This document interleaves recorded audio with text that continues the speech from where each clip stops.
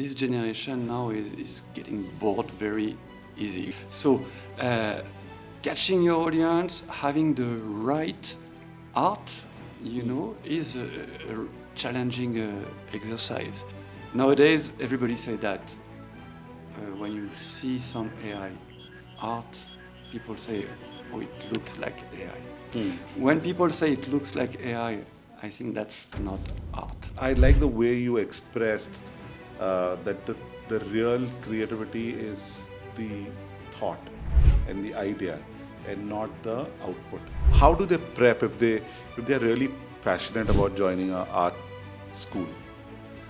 I think the best quality that you can have in this career is to be curious. To be extremely curious and about anything. Anything can be improved.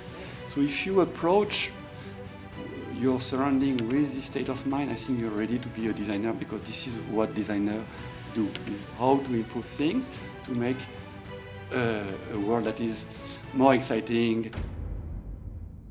Hello. Joining us today is Yan Garin, Director and Country Head of École Intuit Lab India. His journey spans from studying musicology at La Sorbonne to making India his home. For over a decade, Yan has been shaping design education that bridges global standards with local culture, inspiring the next generation of creators to think big, stay curious, and strive in the industry. So let's welcome Mr. Yan. Hi, Yan. Welcome to the podcast. I do. So, you have a very interesting story. You came to Mumbai about 20 years ago, approximately, from Paris. Yeah. What happened? Why did you choose India? What was the inspiration behind getting your knowledge to India and, trying to figure out creativity in India or sort of, teach creativity in India? So what was the route? Why did you choose India? So I don't know if you will be disappointed or not, but I did not come for education. Okay. I came for love. Oh, Actually, interesting. I met my wife in Paris, and she was living in Mumbai. And at that time, I came a few times before that in India. I really love the country. So it came naturally. I said, okay, let's go and live in India. So that's why I came 19 years ago in Mumbai. At that time, I was working for television and media mostly. So I was traveling quite a lot to make documentaries. So I was a kind of freelancer. So for me, it was not a big decision to live in another country. I didn't have so much to leave behind. But when I arrived here, I realized that making documentaries, it was a bit different than making documentaries in France for various reasons. So I started shifting, and I could do also a lot of VFX, infographics, 3D, things like that. So I started working in that. And I've been asked, like 12 years ago, to teach that in a French school of design. So that is called École Intuit Lab. That was just opening at that time. And that was my first experience in education. It was really teaching without any training as an educator, but teaching what I was doing as a profession, basically. So, I'm not disappointed by your story. In fact, I love your story because, I was under the impression that, you came here as a teacher and, you wanted to teach creativity because of all your experience in musicology, in filmmaking, in documentary making. I thought, you wanted to impart that knowledge. But I think the best reasons to move is always love. And I agree.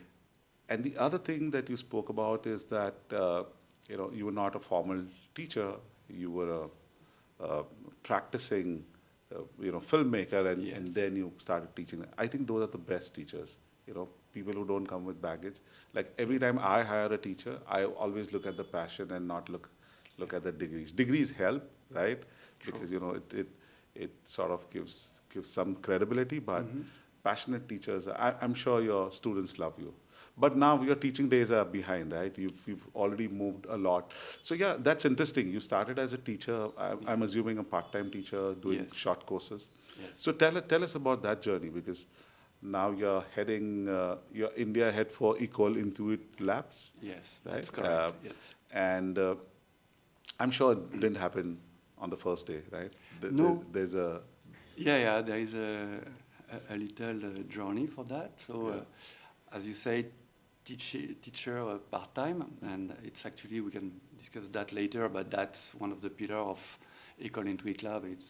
There are only part-time faculties. We don't have full-time teachers for the reason you mentioned.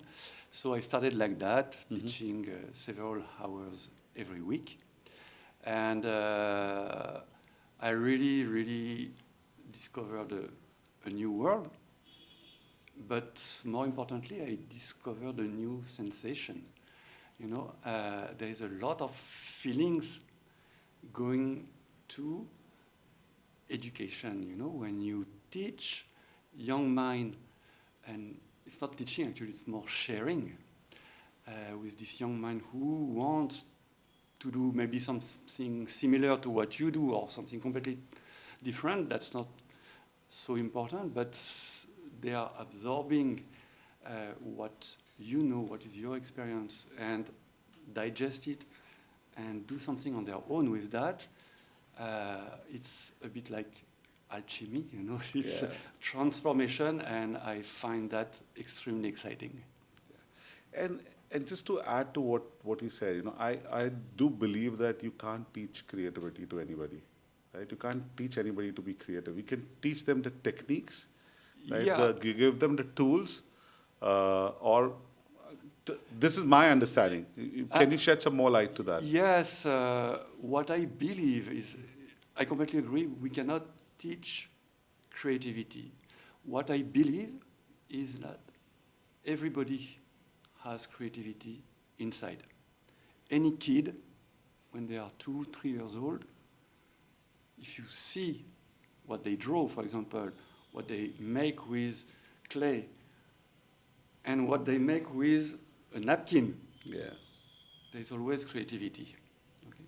What happens in the classic school system is we shut this creativity, and we tell them, no, 1 + 1 is only 2, B comes after A, etc., etc., which is the classic education. And this creativity is muted. Correct. For any students who, for some reason, decide to go for a creative career, we reopen, you know, this shell that has been put on them, and say, okay, what you were at that age, you can use it, okay? And it's very powerful, and we are going to help you with that. So that's more, it's not really teaching, it's more rediscovering yourself, what you were at that age. Nice. It's a very interesting take, right? I mean, I think not only for creative people, but I think even entrepreneurs or, you know, business leaders, if they can understand their true self, and if they can, you know, unveil their real self in whatever they are doing, I think they would be more successful. Right? It's a must. Most of leaders now, they take actually design classes, creative classes, because what makes the difference now with the ocean of competition that you have around you is the angle that you choose to solve any problem. Yeah. If you take the written solution, you are going to be invisible. So the only way to look different is, choose another angle and be creative by and this get choice. your own unique perspective Exactly. than whatever is the standard format of doing stuff. Exactly. I mean, you know, for me, creativity is like, you know, I started off my career as a designer, right? I did that for some time, and life had other plans, right? But I'm still very closely associated to any marketing material that goes out, and you know, whatever we do, right? So I look at everything, even how we design the schools. I'm involved in that, right? Because that's one part of me which just refuses to leave, because that is how my brains were wired. Everything else was acquired later on. So I completely get why creativity is extremely important. It helped me a lot. Uh, Coming back to your college, and why we are talking about this is, I personally believe that if you keep that creative spark alive in you, then irrespective of what you're doing, and which you also rightly pointed, right? Leaders need it, Even if you're doing a job, right? If you want to get better at your job, you need to have that creative spark. So coming back to your college and what you're trying to do, at what age group are you getting children in? So we take them after the 12th standard Up to 12, for yeah. the undergraduate program. Yeah. So they are around 18. Hmm. And we also have a postgraduate program. So that goes from 23 to their 30s, something like that. Okay. And can you shed some light on what are the type of children who sort of enroll into this program, or what are the type of students you feel really thrive in what you're doing? I would say it's more the type of parents that we have, Okay. because not only in India, but in India it's even more prominent, is the design, the creative career is not always seen as something serious, It's more like a hobby for many people. So the students who come, that we enroll, their parents, they are open to that. Okay. So it's a little percentage, I think, of the population Okay. that are interested, let their children live their passion. They understand that instead of doing a job that you hate, to get 2 weeks of holidays every year, you'd better enjoy maybe 50 weeks in your job and having 2 weeks of not doing your job on the side. So yeah, I think that their mindset, I'm always very impressed by these parents. I say, yeah, that's great that you leave this choice to your children. The children, yeah, they understand that creativity is something that they can do without too many effort. And we see they can work on one assignment for 18 years in a row, 18 hours in a row, for example, and they don't even realize, because they are so engrossed in what they do. I say that's great if this is your job, if this is your study, if you leave it like that, that's fantastic. It's really hard to do maths for 18 hours, right? But there I must think be some people who have But that some people- passion. But for most people I that guess- would be hard, I right? guess They it's would take a break after an hour. It must be difficult. But I think creativity is the only field where you can just get lost for hours together without realizing. That's anything. true. Yeah. And the students, they are not creative from 9 to 5. They are creative when they are in the train to come to school, on the weekend, when they take their shower, when they have breakfast, because it's a constant thing. The ideas, they come uninvited. You don't really know, but there is this famous eureka moment that will come at any time. So they're always in that readiness, for the ideas to come. No, it's interesting. And can you shed some light on this type of courses that they are? So if a student is watching this and he says, what, I am like this, maybe I can convince my parents that this is what I want to do. Yeah. The sort of courses that you have at the college and, let's talk about undergrad first and then maybe postgrad. Yeah, sure. So it's a design school, but we really focus on the design activities that will lead to a profession. That is very important for us. We don't want to train students just for the sake of training them and then you have nothing to do. We really train them to make sure that at the end of the training they can sit in the industry and start working. So our original program is visual communication, what you call graphic design, to make it simple. So with this kind of job, you can do quite a lot, from editing books cover, album covers, posters, Correct. a lot of things. Then we have the digital product design. So that it's a bit complicated, but people know it as UI UX now. Yes. Anything related to digital, website, apps, the smartwatch, but also your dashboard in your electric car, etc. All of that is digital product. So a huge potential, obviously, I'm stating the obvious in this field. We also have game art and game design. You know that gaming is the #1 creative industry, actually. Much higher than television, music, etc., all combined. It's really exploding, particularly in India, since the population have access to cell phones. So now, and during COVID, they had nothing else to do except playing games on their cell phone. So it became a huge market. And the last program that we have is motion design and animation for new technology. So same, there is quite a lot. Anything we don't really realize, but when you use your cell phone, there is a lot of animation that tells you actually what you can do, what you cannot do. So that is also has to be designed. And we are going to soon start retail and interior design also. That will be a new program. It's a scoop, nobody knows it. Yeah.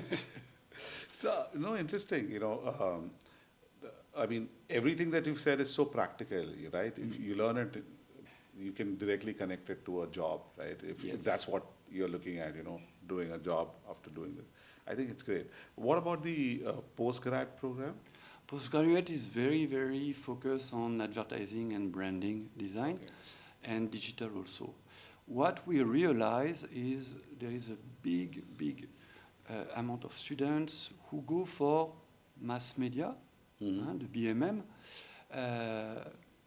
where they learn a lot of things, a bit everything, but they are not really ready for a job. So many of them, they want to go for advertising, branding, but they are not equipped.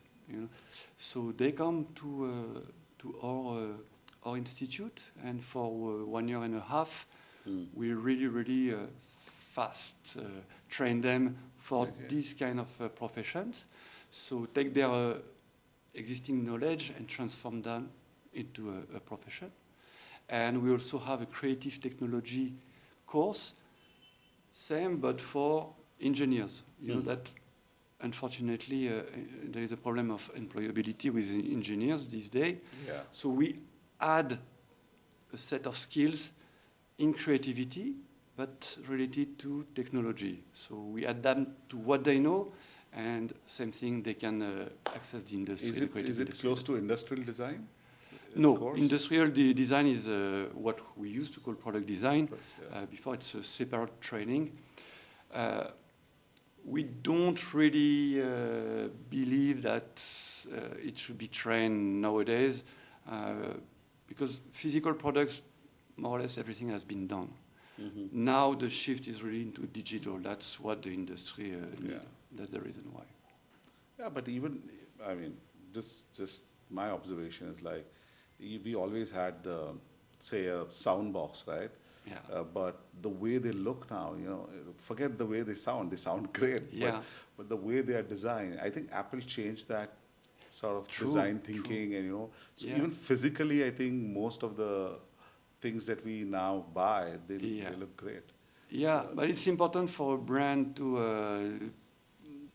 to design every aspect of their product, because it reinforces the trust that people have in a product. There is a famous saying that says, "Ugly does not sell," from Raymond Loewy. He was a designer.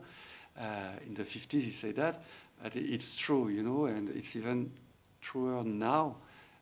Something that doesn't look perfect in the details, or even an app for that matter, you won't really trust it. So you will go for another brand that looks better. Yeah, definitely. Right. I think that's true with people as well, right? Yes. If somebody is like really well Yeah. dressed, sharp, Yeah. so Yeah. I get it. It's very natural, right? Yeah. So coming back to students, and I liked what you said about the mindset of parents, that they are the ones, sort of in India. They're still like parents do have a say in Yeah.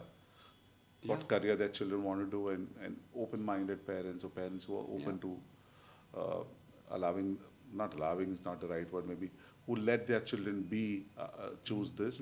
Uh, Tell me from that perspective, how much of a difference, I don't know if it's the right question, but how much of a difference do you see between a European country and between India, where this mindset also really plays a big role? Because when uh, India, I'm not saying India is bad at creativity. I was part of advertising industry before I got into education, Okay. and I know India used to win a lot of awards, for their ad films, Yeah. for even for product design and stuff like that. But from the mindset perspective, if you can share some key observations that you've had. For the parents or the students? Both. Both. Yeah. Yeah. But we can start with the parents. I think I'll talk about France now, because I don't really know the other countries. But in France, I think the parents are way more open-minded when it concerns studies. And I think it's related to the policies of the country. In France, all education is free.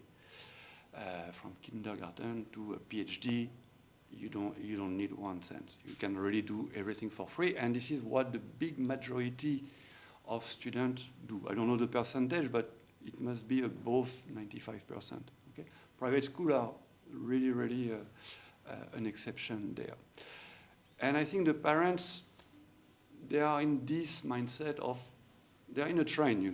Yeah. Nothing it won't cost us anything. It's good education. The level is good, at least decent. So some schools Do what you enjoy, right? Yeah, and why not? If the students are happy, they're happy with that. It's the easy way. While I think in India, you cannot make the wrong choice, right? Yeah. You have this board system. So from very, very early, and for me it was very difficult with my children, we don't have this board. For me there is one board, one system, we put them. We don't think about it. And my wife explained me nights and nights, no, if we choose this board, then later on it will be like that. If we choose this board, it will be. So it was a real challenge to choose the right education. And I think in India it's like that from the beginning. So when it comes to higher studies, that's the same. Okay, we have to be very careful about the choice we do. So that's the big difference I see with parents. Concerning students, and I'm talking about in the creative studies, for me the main difference is exposure. In France, there is a lot. You are creative or not, you want it or not, you are exposed to creativity. If you go in the metro, you will see posters for museums, galleries, exhibitions, all day long. Theater, plays, etc., etc. You have no choice. You are exposed to culture, to creativity, etc. In the street of Paris, if you've been there, every little detail is designed. The benches in the streets are beautifully designed. It's not only functional. Okay, so there, we grew up in that environment. So when it comes to studies, we have all of that already in our mind, and when we have to work on an assignment as a creative students, we can use all this material. In India, it's a bit different. So some students made the effort to have this access, or their parents made the effort. So for them, it's a bit easier, but most of them, no, they are not that exposed. So they have really to open their mind even wider than abroad. They have to search, they have to see what is already done for centuries. I really encourage them to see what has already been done in their own country, because the history is much older than the European one. And if you go there, it's fascinating. I mean, what they have in their DNA is really, really fascinating. So I encourage them to observe all of that, to digest it and use it for their own creativity. See, this is such an interesting take, and I'm ashamed that, I've been in the creative field for some time. I was with an advertising agency for about 8 years of my life. And the perspective that you brought about, how we are exposed to art and creativity, that's what I'm saying. I'm a little ashamed because we have so much art, we have so much, culture. Like every state has its own uniqueness. There's some history to it, right from how they make their clothes to the print on their clothes to and everybody's not exposed to it, right? And it's not very difficult to share that, right? In early years, like from grade 1 to say grade 10, just talk about that little bit of art and how that defined the population of that city or that state. And I think that would be so much interesting. You gave me some really important tip. I mean, when I start my school, I'm definitely adding that, right? Probably it'll make life of people like you who are trying to get more creative people, or encouraging people to join creativity. Maybe that'll become easy for you all. That would be splendid. Yeah. So interesting. And have you done some sort of? Does your course also talk about Indian art? Do you all add that aspect of it? Like these are the different types of, So we have a history of art as a subject, where we cover a lot of Western art, because design is directly coming from the Western art. So that's the most important part. But yes, Indian art also, and history of art is also covered in that program for the reasons I gave you. Plus, we are lucky to have some faculties who have this passion for Indian art. I have Gangasar in my mind, because he makes a point to take the students, take them out of the classroom, bring them every weekend to visit galleries, museums, etc. For that, to expose them to what is Indian art, what has been done, and our students are very, very lucky to have him for that reason. You also spoke about you only hire part-time faculty. Yeah. I get the logic, from being from education industry, I get the logic. But just for the viewers, I want them to understand, I get the passion part, right?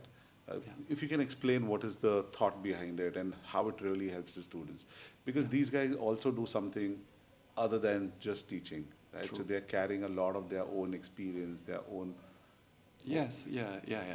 So passion is one aspect, but that's not the main aspect. What is happening with design is, and we all saw that, is the speed of its evolution, and the trends, the techniques, the tools, etc., in design, it's changing. I will say every 6 months, but sometimes it's every month. Sometimes it's every week. If you see some trends about AI that, for example, suddenly everybody's posting the same thing. That's the trend, that Ghibli art. Design. For example, I had that in mind, yes.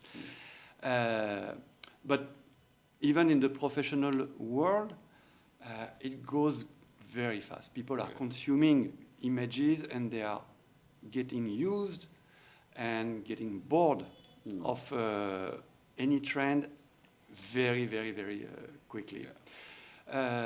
So it's important for us that our faculty teach the students things that are contemporary and not something that they learned 10 years ago, for example. Because if I was teaching design with what I learned 10 years ago, I will be a dinosaur. I will teach things that are not relevant, are completely obsolete. Okay?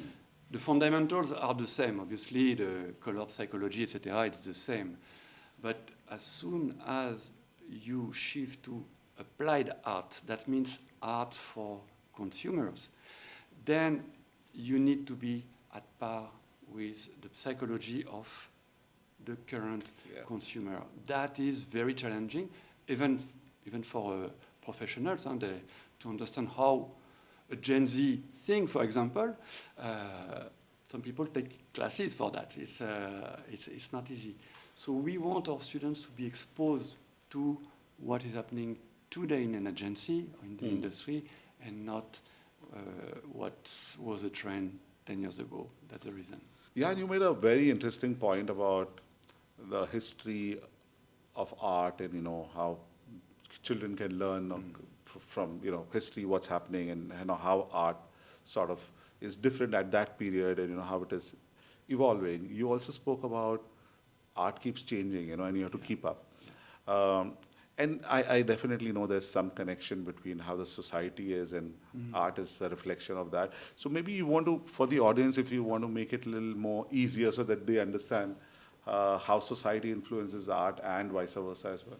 Yes. It's a never-ending rotation between the society and the art, and the one run after the other. That's quite interesting.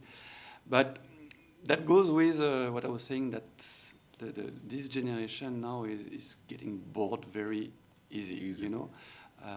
Very simple example. Any movie in the past used to have a little introduction with the name of the brand or anything like that. Now you cannot do that anymore, because if for 5 seconds you are just showing the logo of your brand or the title of what you are going to discuss, you lose your audience. In just 5 seconds. It's incredible. And I remember, if you go even back in the 40s, 50s, the movies, the kind of end generic that we have now, they had it at the beginning. So there are movies where you have 4 or 5 minutes with all the names of the actors, etc. It goes on and on and on. Now it's the extreme opposite. The first image should catch the audience. You all see that when you swipe on YouTube, Instagram, etc. So catching your audience, having the right art, is a challenging exercise. And the psychology of the audience is also changing a lot. What they expect from the art that you give them has also changed a lot. It used to be cultural, for entertainment, etc. I think now it's changed a lot. What people are consuming is a bit like tissue paper. It's not something to put on their wall anymore. Okay? They want something, take 3 seconds of real estate in their brain, and then they want to dump it so there is space for something else. Okay? I'm thinking, for example, the memes.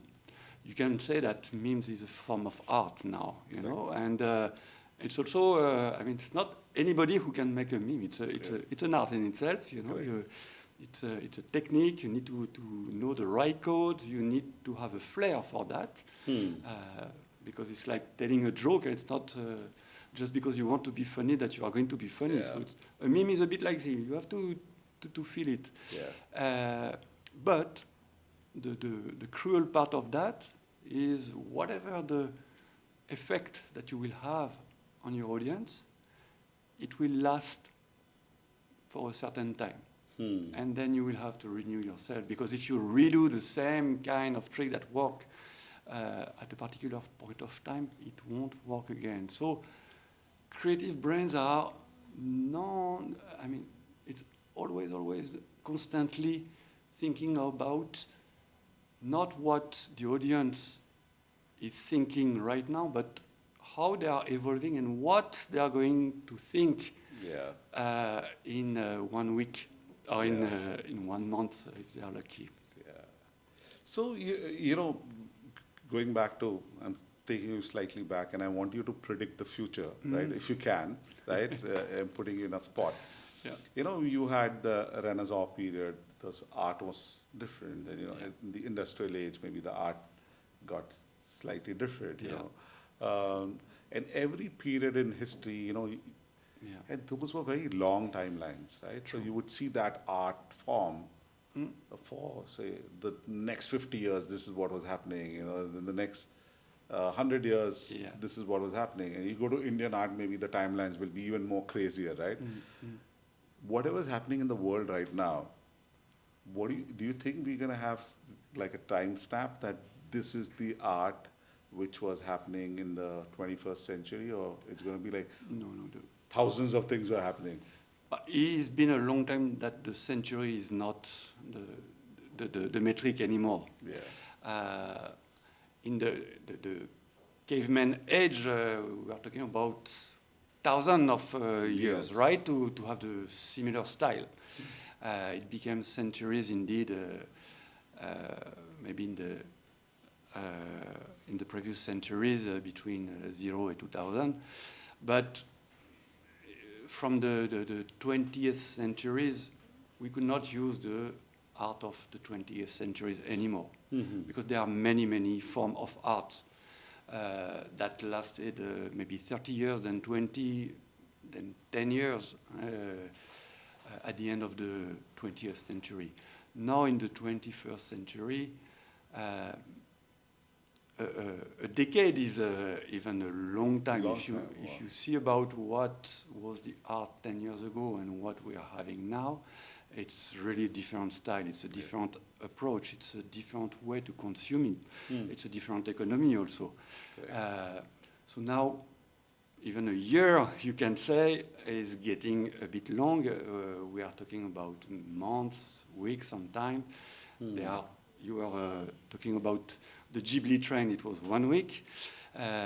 So that's the kind of metric that we have now. It's completely different. And I'm sure that we are going to reach the days and the hours in the very near future. Okay.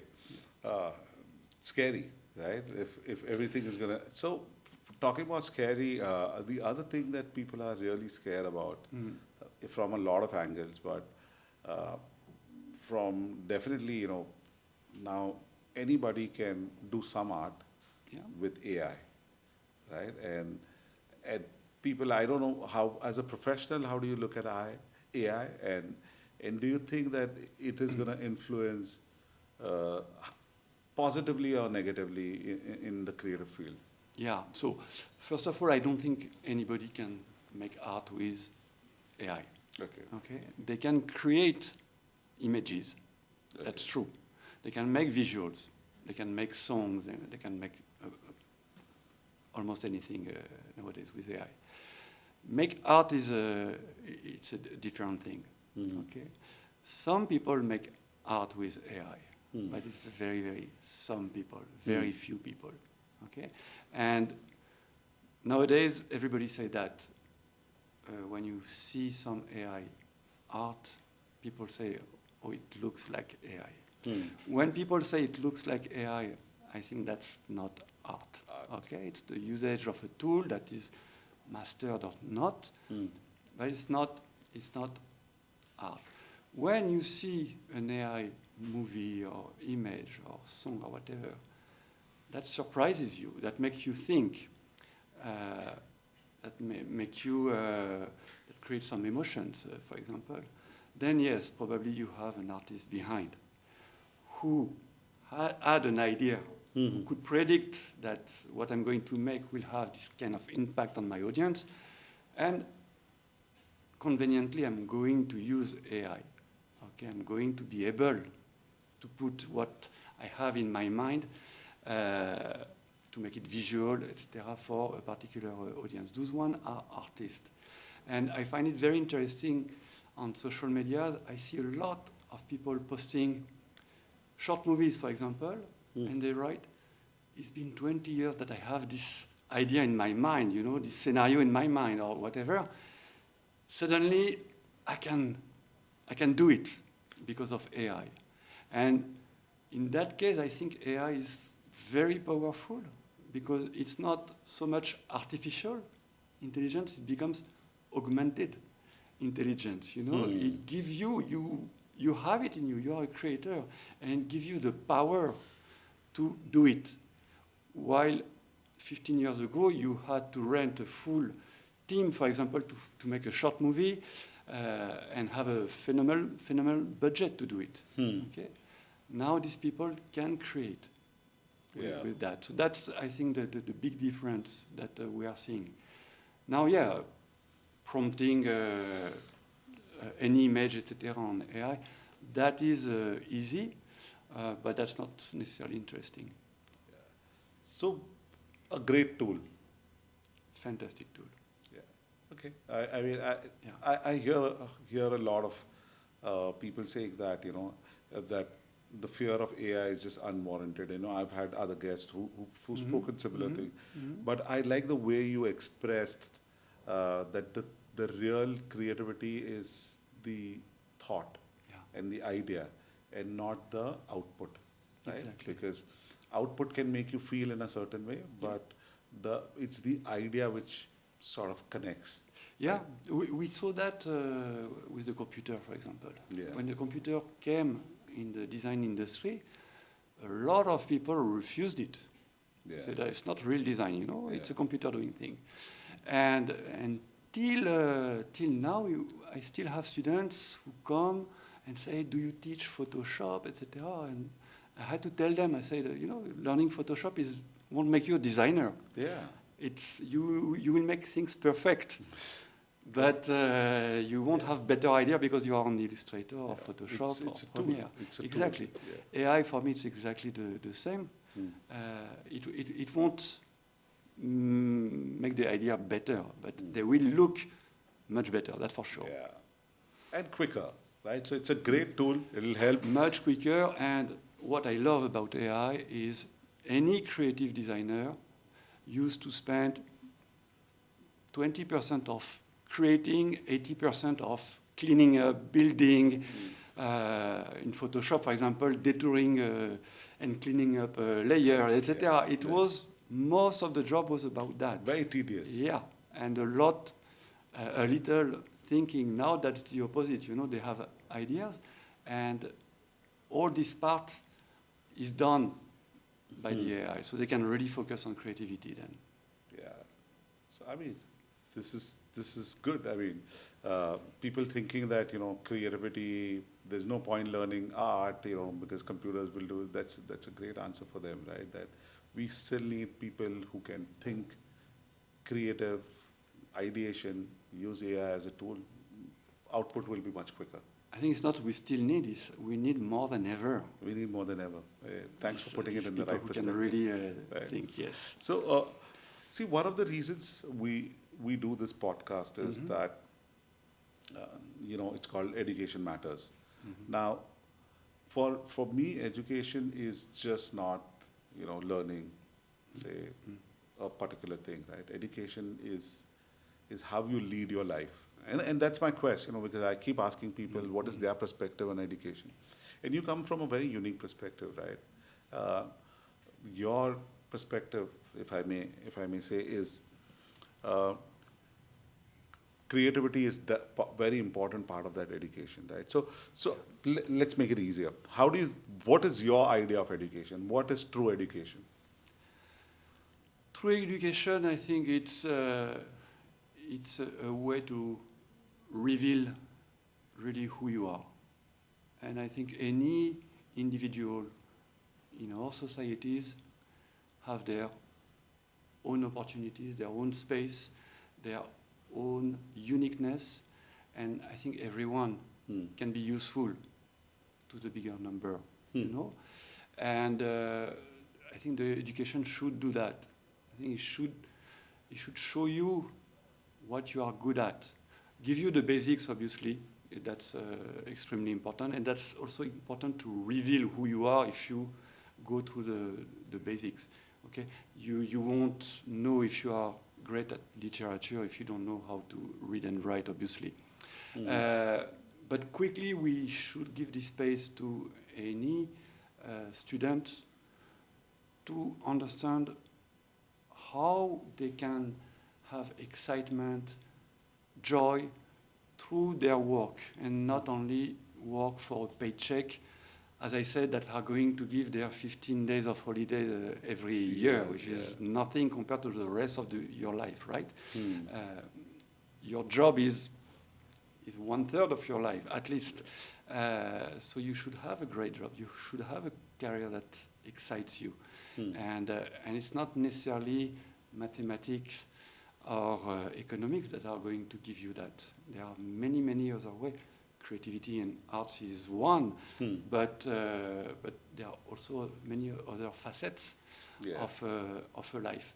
It's not necessarily 12 plus 6 that are going to give you a great life. Okay? We have plethora of examples of dropouts who have incredible careers. So I think the education should think that way, always give many options, many paths at any point of time in the education, paths to diverge, but also paths to converge. Yeah. So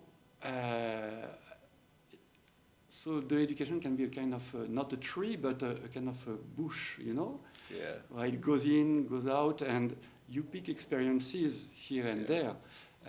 That's what you did, that's what I did, and who we are now is all these little facets, all these experiences. If education can encourage that, I think that would be really great.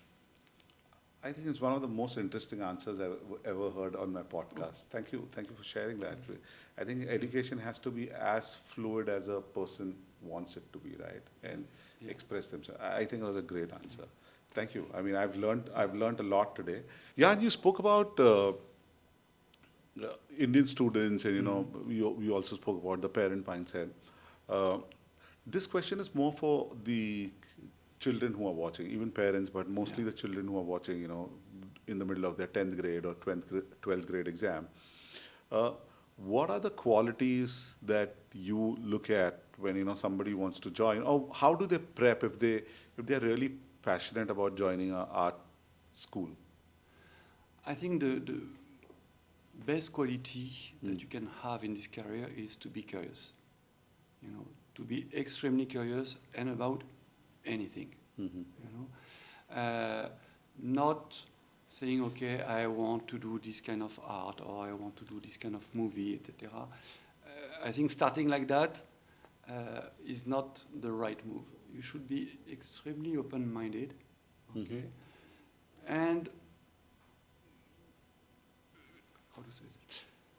You should be extremely open-minded and find an interest in anything that surrounds you, whether it's about art, about economy, about politics, about society, etc. Any department, any activity needs improvement.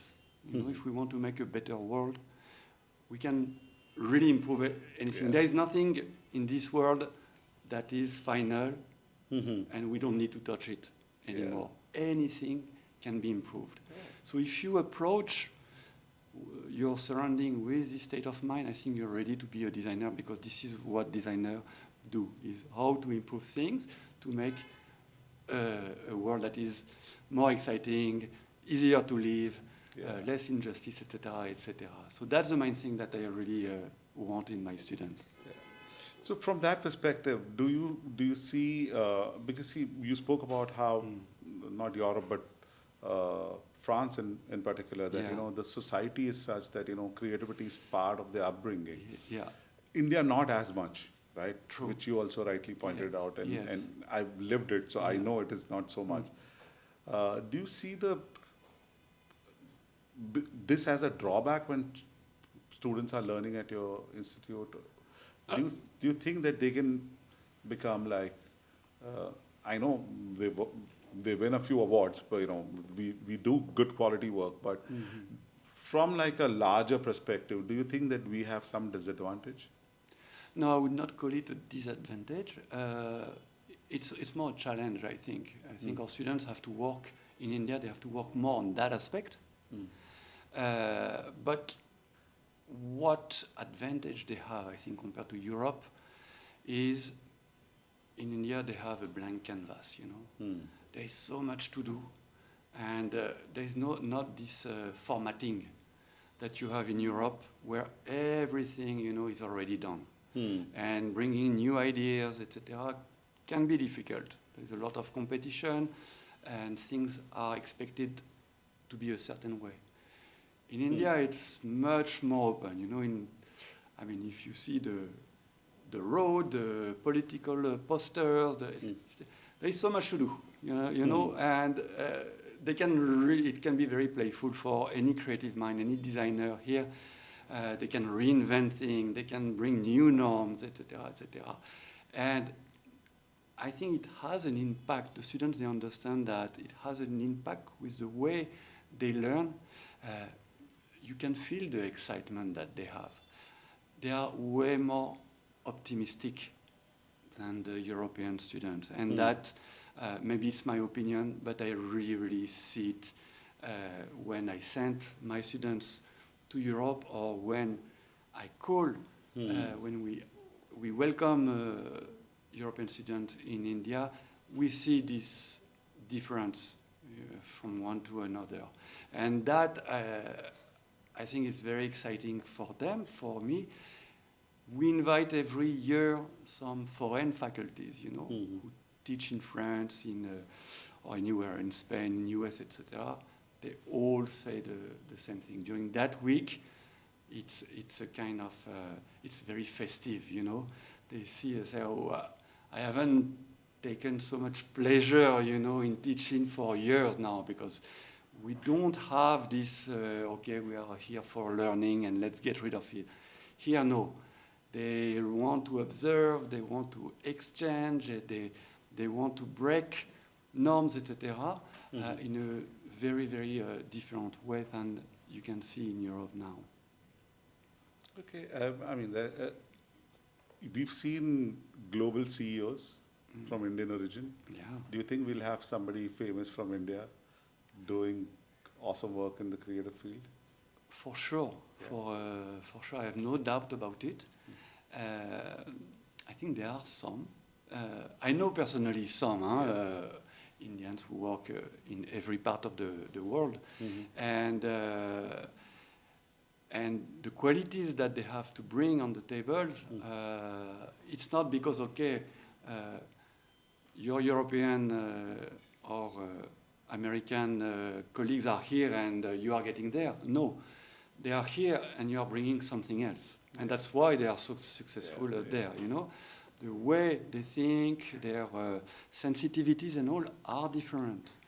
And global companies, they understand that now India is, I think, the fourth economy in the world. Yeah. They are present everywhere on the planet. They understand that talking the Indian language, I'm talking about the visual language, the creative language, is crucial. Yeah. It's crucial if you want to address all these actors, etc., of the economy. So they really, really have a role to play in that matter. Yes. Yeah. Hopefully, I think corporates get a lot of media coverage, like MasterCard CEO or Google CEO, they get media coverage. Most creative people, like an advertising agency, head honcho, maybe not so much. But maybe if one of great directors is from India, then probably we'll get all the right sort of attention, and it'll bring more. From the parent perspective, they'll be more comfortable letting their children choose creative fields. So. Yeah, if you see at Cannes, for example, many Indians creative directors are there. And they are winning. It's not there to watch. They are winning. So I have no doubt about that. Yeah. So maybe in the podcast we'll just put some more famous creative people when we are talking about this. So whoever's watching it can know Yes. some of them and learn that they are doing great job. They just don't get as much publicity as a Google CEO or a Mastercard CEO, right, or a PepsiCo CEO. True.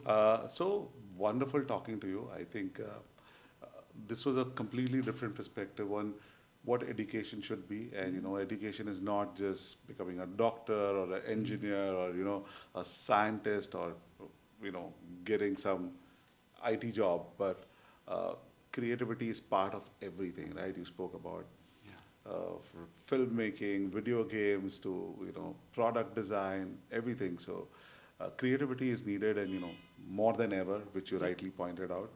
Thank you very much for this wonderful podcast. But before we let you go, we have a non-serious section to the podcast. Okay. Where we'll ask you something about your personal life and okay, so this is a fun section of the podcast. It's called Rapid Fire Without Any Hamper. So don't expect anything after, and also no right answers, no wrong answers. Okay. So the first one is that when you first came to India, what was the biggest culture shock you got? The smells. That's the first thing that came to me. In Europe, we don't have many smells. Here, spices, everything. That's the first thing that came. My brain was not used to that. I think the minute you land, you get hit by the Bombay smell. That's what we call it. Yeah. What would you rather choose, a great book or a great film? Great film. Great film. Okay. You have 2 children, you told me. So, are they choosing creative field or they are not choosing creative field? One chose creative field and one non-creative field. The rapid fire question comes now. That Yeah. is, how much did you influence that choice? I tried not to, Okay. but probably I did. You did it Without knowing. subconsciously. Probably. Probably. What is your hidden talent? I think I'm good at again revealing talents in people. And they say French can cook really good, right? Yeah. Do you cook? I have a passion for cooking. So you do I cook, every week. Oh, that's great. Yeah. Yeah. What is your comfort food?